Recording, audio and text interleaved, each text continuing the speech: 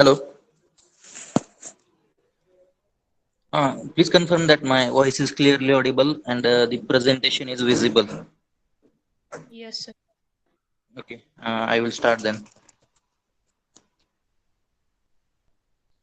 Okay, in last lecture, we are discussing related to some different types of the alloy steels, and we are dealing with their composition properties and their specific applications. In that, we have completed three alloy steels. In that, high strength low alloy steel. I will show you that slides and some applications. Okay. So these are high strength low alloy steels. I will take a short review on the all these three types. It is generally a low carbon steel with addition of manganese up to 2% and some other alloying elements. It is a very soft, malleable, ductile in nature, and it is having high strength to weight ratio due to presence of that manganese. It will form the solid solution with the iron, or you can say that with the ferrite. Due to that, it will improve the strength and provide some hardness, and its specific property is it will provide higher strength to weight ratio, means it will provide the higher strength with minimum possible weight of that particular material when you compare it to the conventional steels. Then some different applications are there. It is used in manufacturing of the transmission pipelines, which pipelines we are using for transmission of the oils and gases. Then the different types of storage tanks are there for storing the supercooled fuels like liquid oxygen. Then different types of the bridge constructions, we are using that HSLA steels, and these HSLA steels are also known as microalloyed steels. And, after this, we have discussed about the Hadfield steel. These are also known as the manganese steel. Generally, it is high carbon steels with very high percentage of the manganese from 11 to 15%. Now, due to very high percentage of manganese, these Hadfield steels possesses very high wear resistance, strength, and it is also having very high impact strength. And it is used in the manufacturing of, as we have discussed in the with the help of some diagrams, frogs and switches of the railroad tracks, then dredge buckets, power shovel teeth, then crawler treads of the vehicles, different vehicles. You can say that JCBs, tractor. This top, this is the crawler tread. Okay, this is the crawler tread. It is manufactured from the Hadfield steel. Then after that, we have discussed about the Invar steel. It is also known as the low expansion steel. Generally, it contains carbon percentage up to 0.2%, and here amount of the nickel is very high, up to 35 to 36% nickel will be there, and remaining amount of iron will be there. And it is soft, malleable, ductile, but non-magnetic in nature. It is having very high corrosion resistance as well as very high oxidation resistance due to presence of that nickel. And it is showing almost to zero coefficient of expansion with rise in the temperature from room temperature up to higher temperature ranges. Mean you can say that up to 230 degrees Celsius. That's why, as it is having zero coefficient of the expansion, these steels are used in the manufacturing of the different types of the surveyor tape, then gauges, then that television shadow mask frame is there. That that can be also manufactured with the help of this inwire steel or low expansion steel. Now, in this lecture, we will move forward, and we will start with the spring steels. Okay, these spring steels are generally medium or high carbon steels with 0.2% or up to maximum quantity of manganese will be 2%. Okay, 0.2 to 2% manganese, and some small amount of sulfur and phosphorus is added, and other alloying elements like chromium, vanadium, nickel, silicon. These are added as per required properties. Now here, that amount of sulfur and phosphorus has the limit of 0.05 and 0.04%. This is the maximum limit. Very Small amount of this sulfur and phosphorus will change the properties of that steel. Now, why these steels are named as the spring steels? Because these are most widely used steels for manufacturing of the springs, which we are using in the automobile, or you can say that automobile suspension or different industrial suspension applications. That's why these steels are termed as the spring steels. Now, after studying this composition part, we will move towards the properties. Spring steels are very resilient and pliable with high yield strength. Now, what is the meaning of resilient? Resilient means whenever there is any kind of the shock, okay, shock on this kind of steels, they will be able to absorb high amount of energy. That is the meaning of that resilient. And pliable means you can do the bending of that steel material very easily. You can perform the bending operation very easily on these kind of steels. Okay, this is the first property, that is these steels are resilient means they will absorb very high amount of energy whenever there is any shock, and you can perform bending operation very easily on these kind of steels. That's why it is termed as the resilient and pliable. Pliable means the material you can easily bend it, or it is having high amount of flexibility. Then the second property, these steels has highest elasticity. Okay, highest elasticity and the fatigue values here, higher fatigue values in the sense, the for you these steels you can apply different types of the cyclic loads. Okay, different types of the cyclic loads you can apply very easily. Then for increasing the hardness, these steels you can perform the different heat treatment process, so that you can change their properties as per your requirement or as per your needs. Then, after seeing this composition and properties, we will discuss about some of the application of the spring steels. Okay, applications are, these steels are include, or these steels are used for manufacturing of piano wires. Piano wires, or you can say that whichever musical wires are there or strings are there in the piano, that are manufactured with the help of this spring steels only.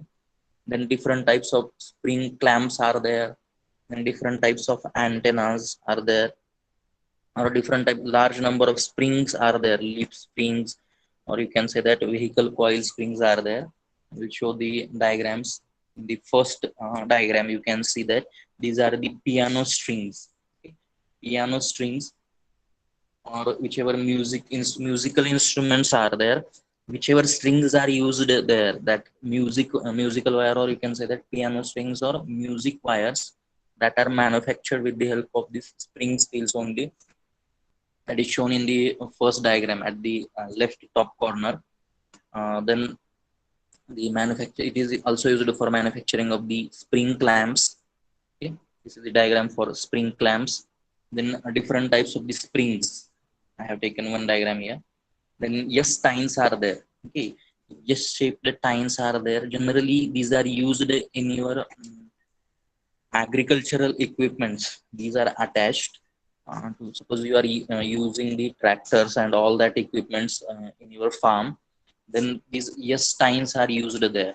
Okay, this attachment will be added in your whichever equipments you are using. Like suppose you are using the tractor, and this attachment is attached to that tractor. This is the yes tine. Okay, it is having yes shape, and it is made up of this spring steel. Then these are the last diagram is the lock picks. Different types of lock picks are there. These lock picks are also manufactured with the help of spring steel only.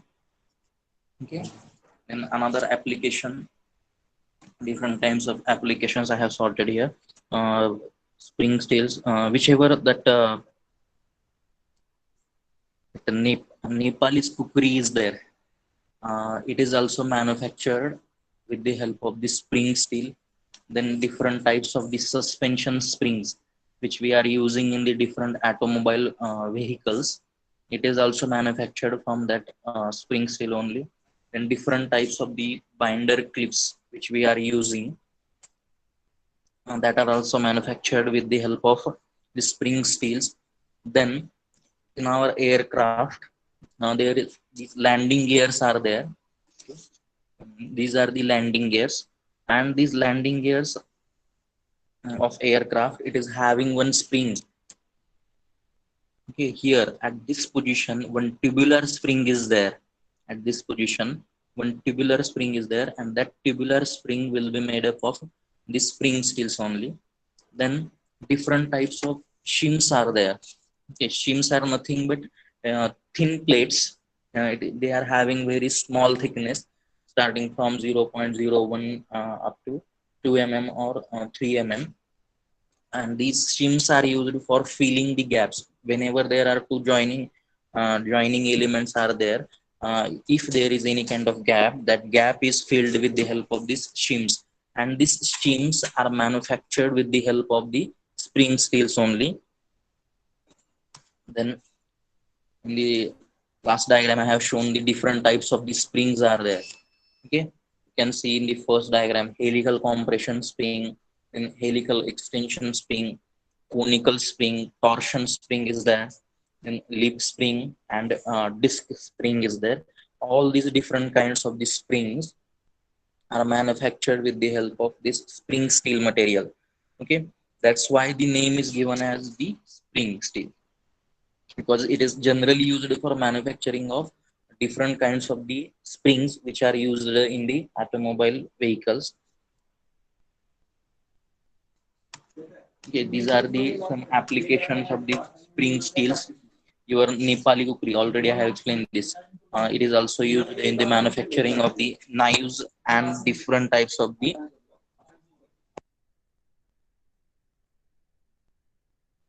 Okay, that Nepalese kukri is there. That is also manufactured with the help of this spring steel only.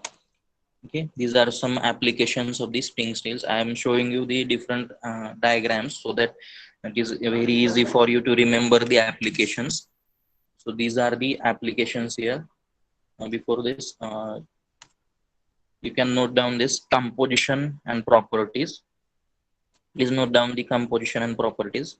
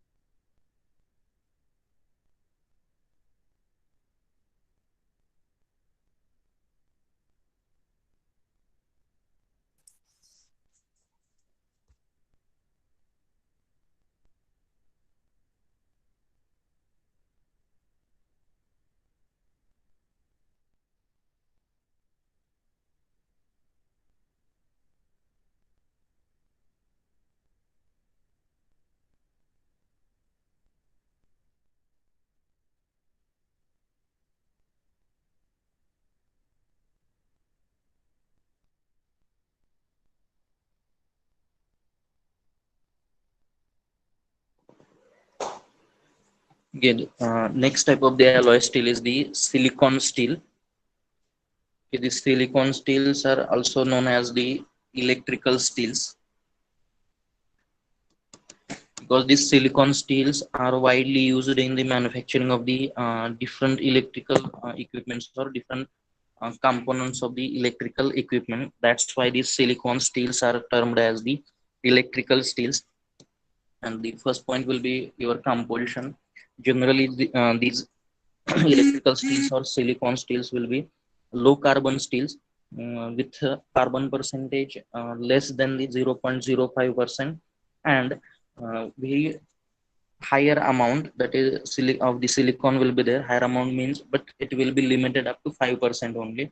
With very small amount or addition of this silicon, it will change the properties of steel in very drastic manner. Okay, then these steels, please note down these properties. These steels are very soft, malleable, and ductile in nature. As we are using here low carbon steel, carbon percentage is very less. Due to lesser percentage of the carbon, these steels will be soft, malleable, and ductile in nature, and also magnetic in nature. Please note down the properties, and they have very good resistivity, then less hysteresis loss, and high permeability. Please note down this.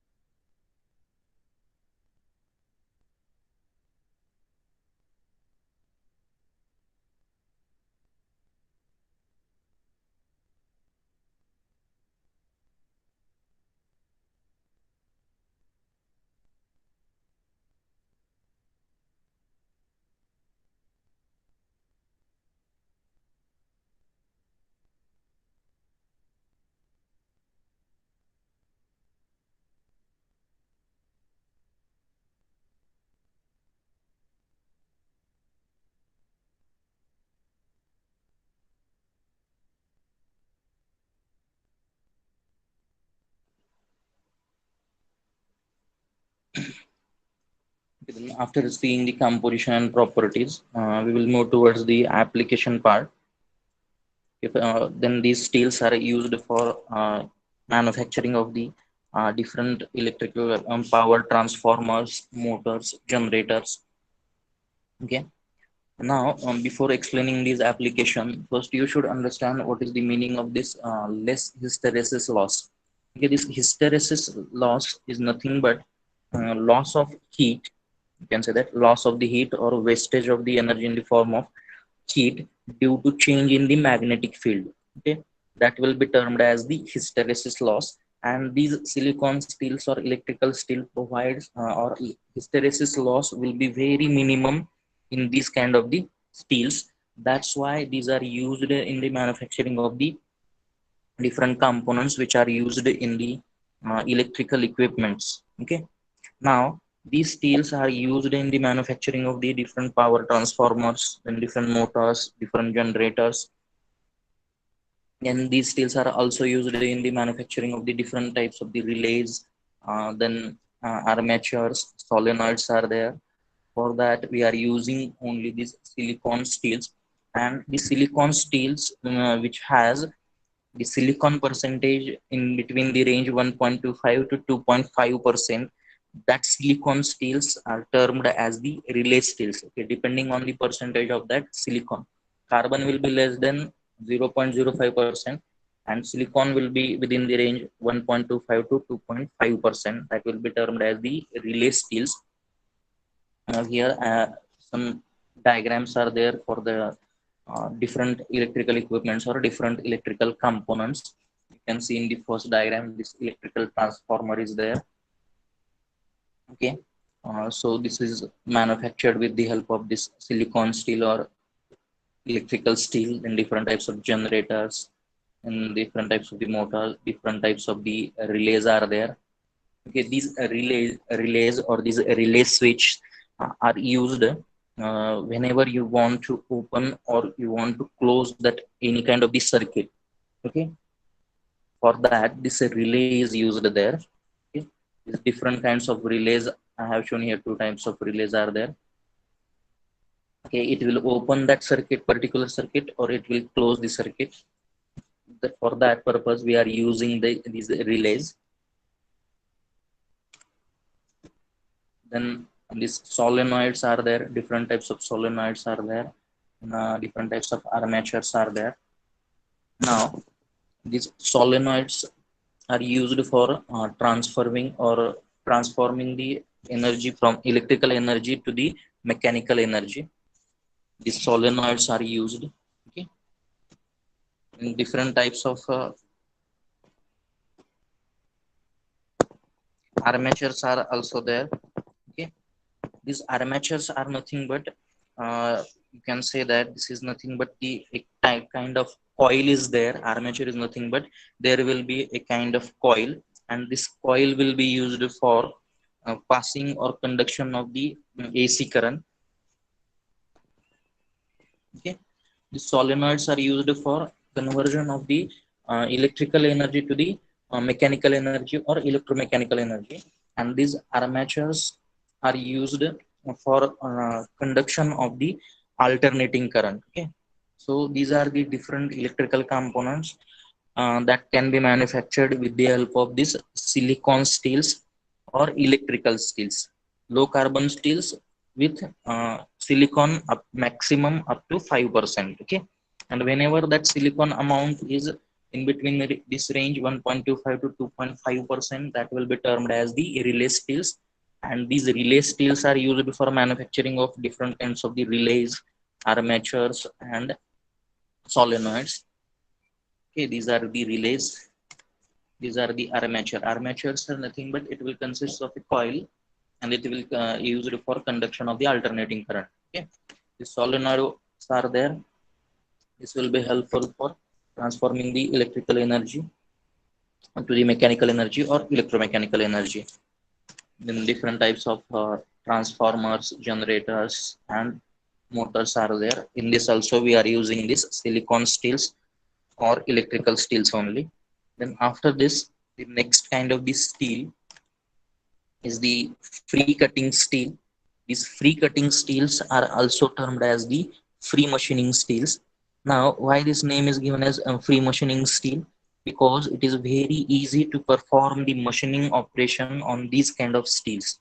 Easily, it will get machined. That's why this name is given as free machining steel. Generally, these free machining steels or free cutting steels consists these are low carbon steels with carbon percentage less than 0.25, and some alloying elements are added in this. Some alloying elements like sulfur up to maximum 0.6%, and phosphorus maximum 0.12% is added, and manganese is also added in these steels, and the quantity or amount of this manganese will be 5 to 8 times whichever amount of sulfur you have added. uh, you have to take the 5 to 8 times of the manganese of whichever sulfur amount is there. Then depending on that sulfur amount we are adding the manganese amount, and generally this manganese amount will be 5 to 8 times of that of the sulfur. Okay, and sometimes for the free cutting steels or free machining steels, we sometimes very rare cases we are using the high carbon steels with the addition of the lead. And this addition of the lead, we are adding that lead up to 0.35% only. Why we are adding the lead? Because whenever you are adding the lead in any kind of the material, it will improve its machinability. It will improve its machinability, means you can do the machining operation very easily on that material. Okay, so these are the uh, pre-machining steels. Their composition generally these are low carbon steels with addition of sulfur, phosphorus, and manganese. And quantity of the sulfur will be maximum zero point 0.6, then phosphorus maximum 0.12, and manganese will be 5 to 8 times that of the sulfur. Now, in addition to these, some free machining steels or free cutting steels may contain bismuth, selenium, then tellurium. These are added. Now, why we are adding the sulfur? You know, sulfur and phosphorus. Now, the sulfur will react with the sulfur will react with the manganese and it will form the manganese sulfide, and this phosphorus will react with the iron and it will form the iron sulfide. And due to formation of this manganese sulfide, its chemical formula will be MnS, and iron sulfide. Okay, its chemical formula is the Fe3P, that is the iron sulfide. And due to formation of this manganese sulfide and iron sulfide, it will helpful for doing the machining of that material very easily, means that act as a chip breaking, or you can get the chip formation very easily due to formation of this manganese sulfide and this iron sulfide. Or sometimes they may act as a dry lubricant also. Okay,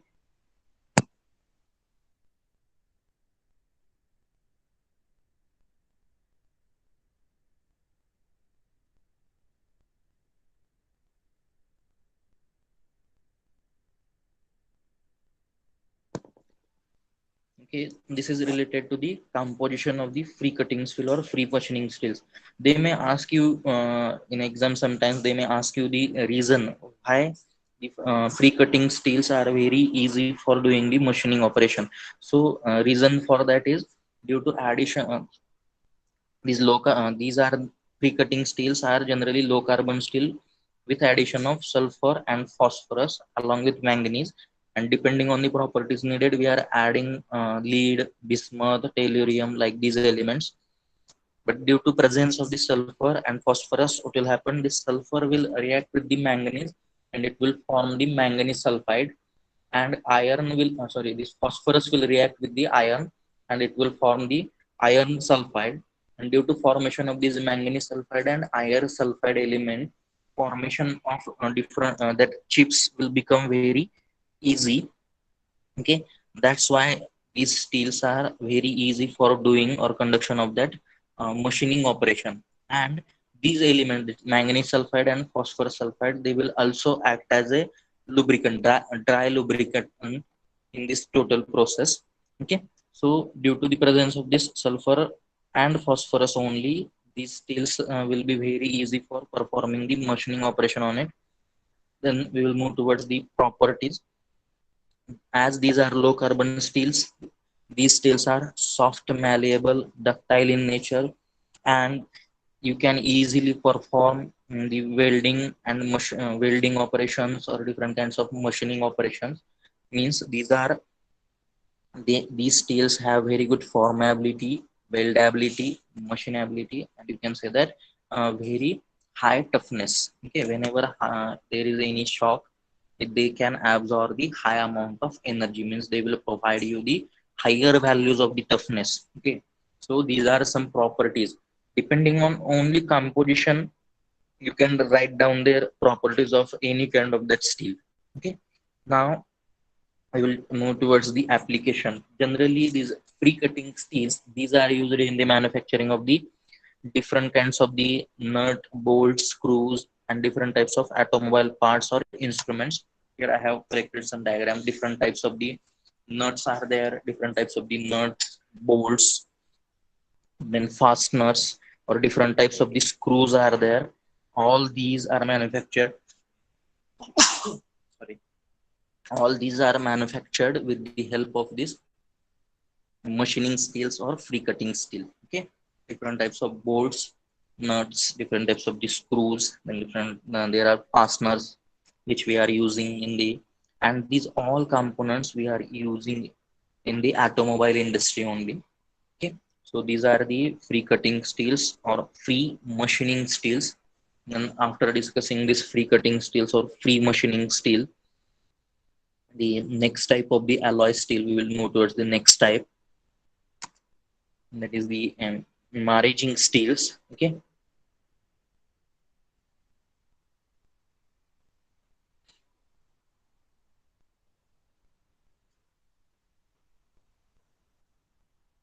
so these are the maraging steels. First point in this maraging steels.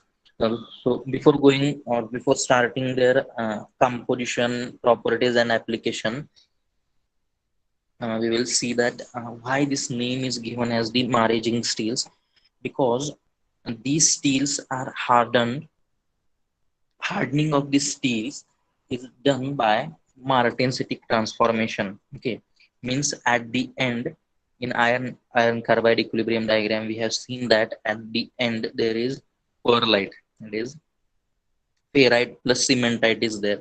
Now here, instead of that formation of pearlite, at the room temperature the phase will be martensite. Okay, that what is this martensite, and this part we are going to discuss in our next, or I think in the fourth chapter we are going to discuss this, what is the how the formation of this pearlite, martensite, and another different bainite phases are there. But just try to remember that this martensite is very hard in nature. Okay, that information is sufficient for this time. uh, Means just we are doing the hardening of these steels, and hardening is done in such a way that, or in hardening is done in such a way that at the end, means at the room temperature, when you check the microstructure of that steel, the phase present will be martensite. Okay, in this way the transformation will be termed as martensitic transformation, because at the end we are getting the martensite phase, and this martensite phase is having very high hardness and strength as compared to that pearlite. It shows higher hardness values. That's why these steels are termed as the maraging steels. Okay, martensitic transformation. Okay, for that this will be termed as the maraging steels. Means we are doing the hardening and martensitic transformation will be there, and after that we are doing the precipitation hardening by the aging process. Aging means just we are waiting to pass the time, means depending higher amount of time will be applied there. This precipitation hardening process will be there in the third chapter only.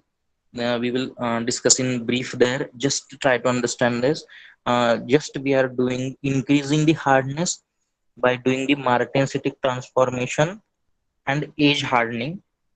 That's why these steels are termed as the maraging steels. Okay, and then after this, we will move towards the composition.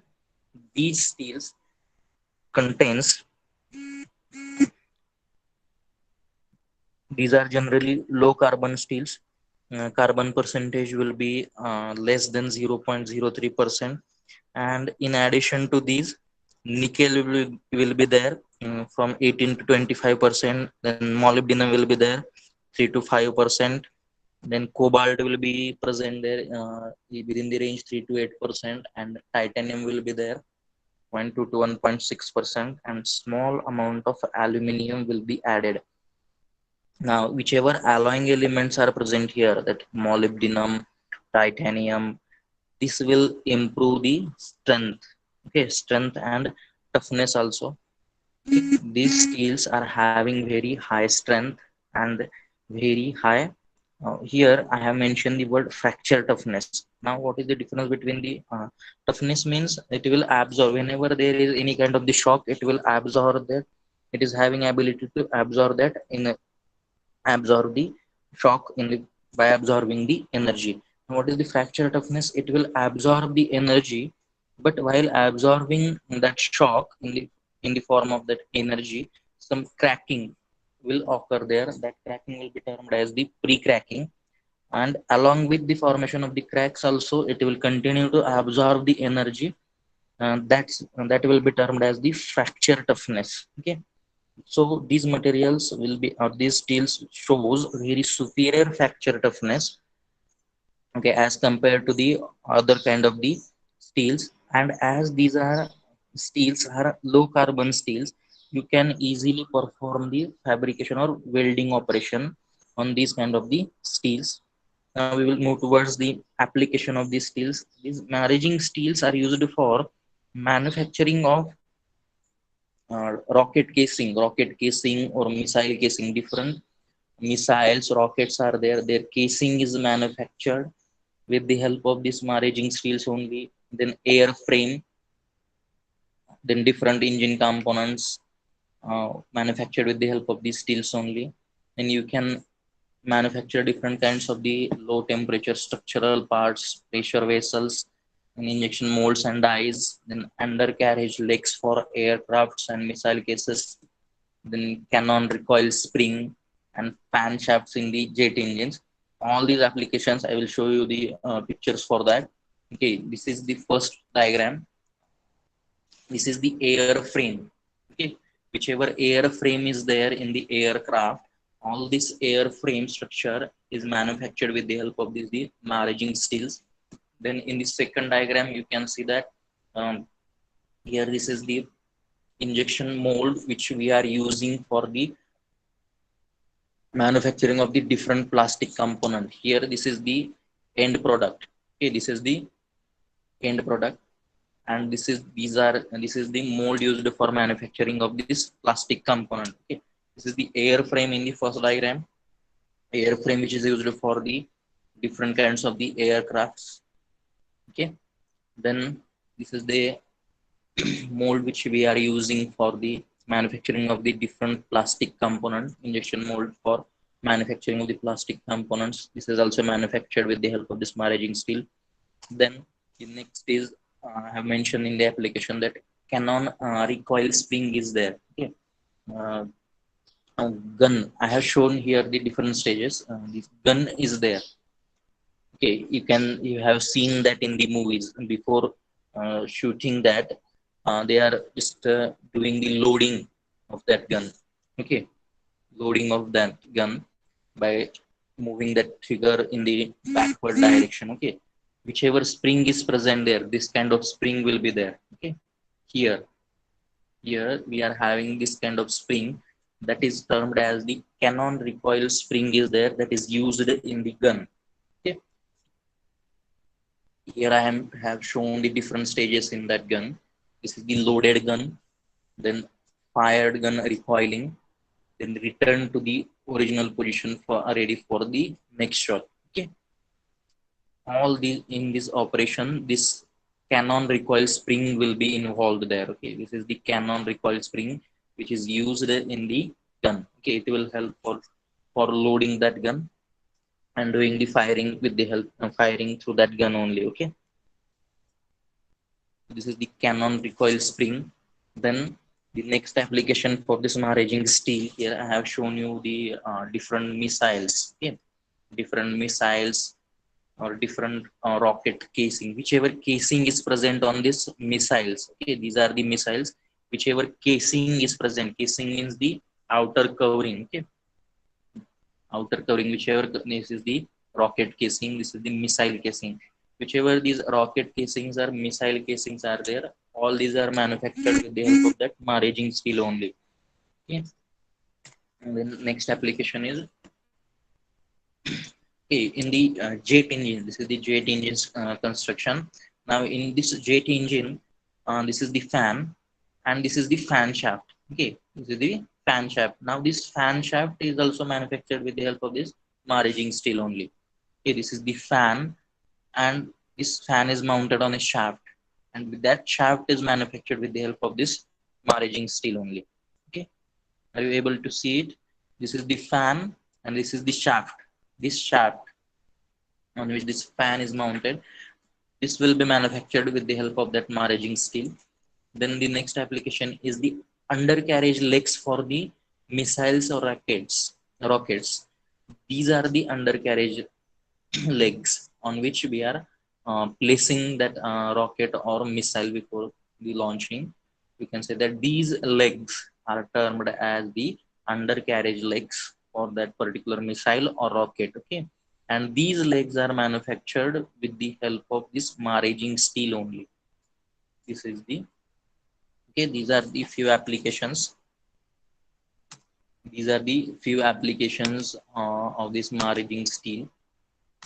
Okay, different types of the airframes, then injection molds, or different types of the dyes which we are using in that processing of the plastic material for manufacturing the different plastic components, whichever dyes or different molds which we are using in that operation. Okay, in the injection process that are manufactured with the help of this Maraging steel only. Then this cannon recoil spring, which is very helpful in the that gun to do the loading and fire perform the firing.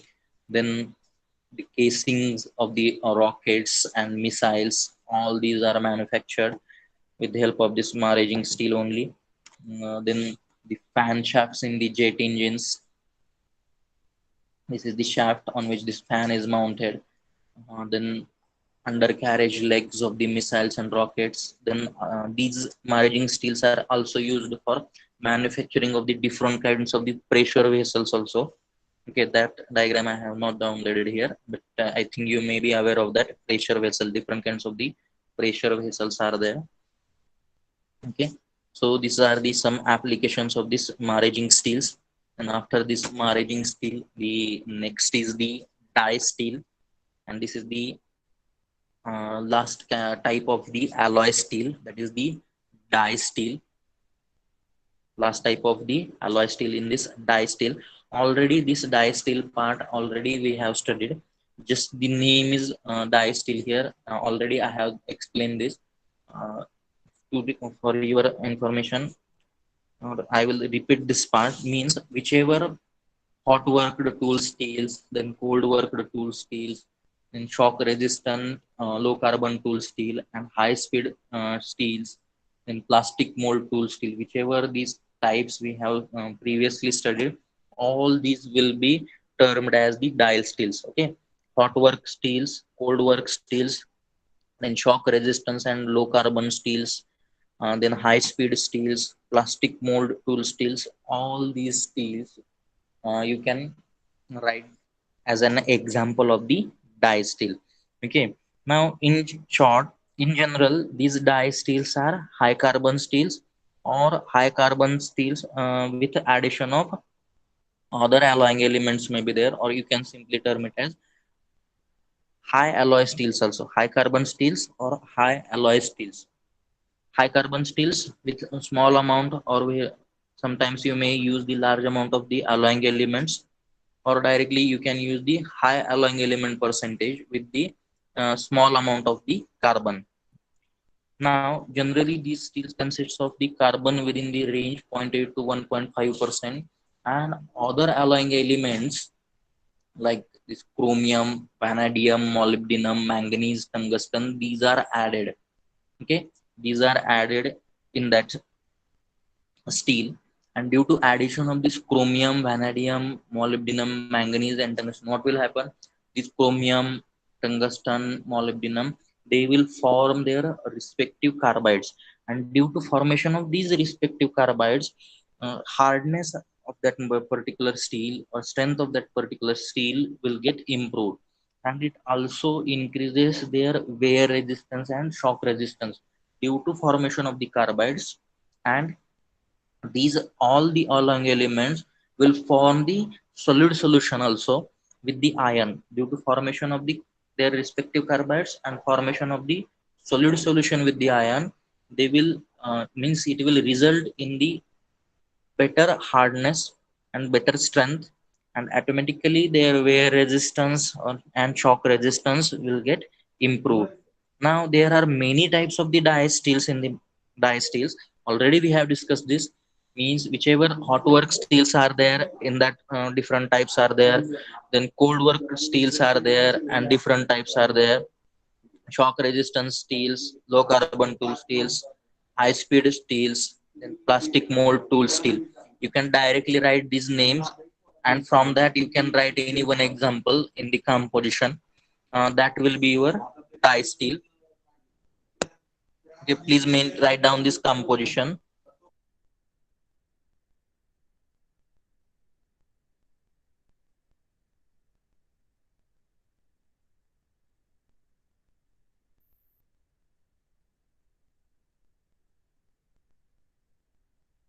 Okay, in the properties you can write that uh, means due to presence of this alloying elements, they will form their respective carbides, and there will be formation of their respective solid solution with the iron. Due to that, they will improve the result in the higher hardness values and better wear resistance and shock resistance. And these die steels, we will move towards the application part.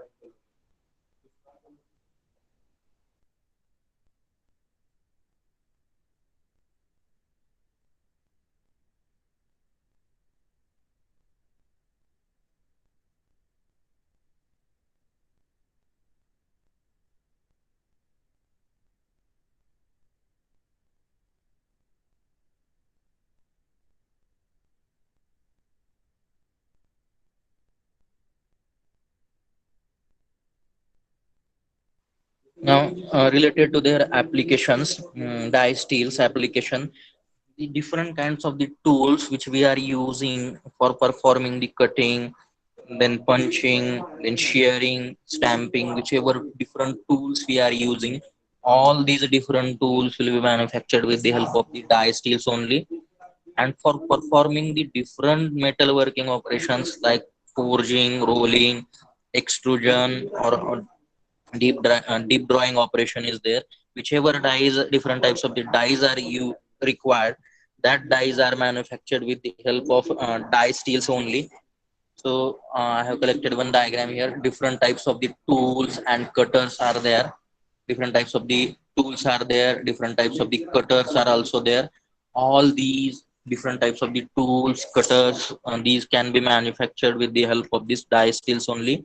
And different types of the dies which we are using, different types of the dies which we are using, that for different operations like forging, rolling, extrusion, there may be deep drawing operations are there. All these dies required for this particular application, metalworking operations, all these dies will be manufactured with the help of these die steels only. Okay. So these are some applications. These die steels are nothing but your hot work steels, cold work steels, then shock resistance and low carbon tool steel, then high speed steels, then plastic mold tool steels. All these will come under the category of these die steels only.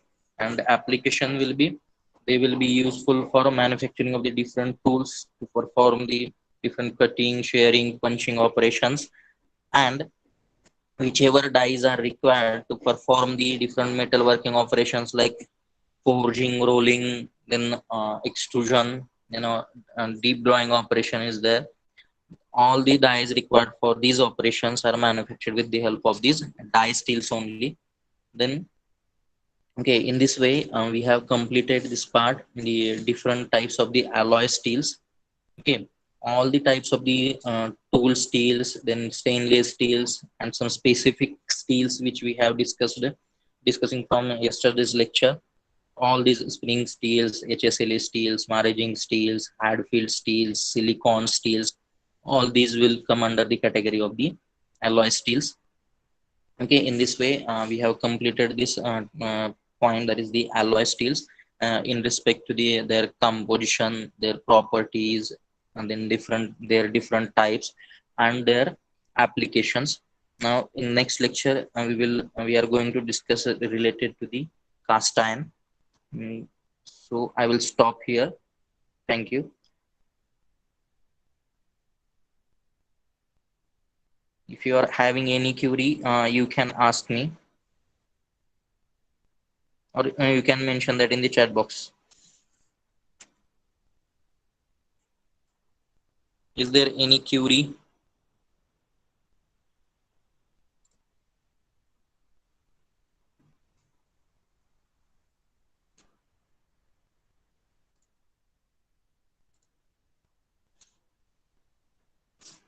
Please reply me. Okay, you have mentioned in the chat box. Okay.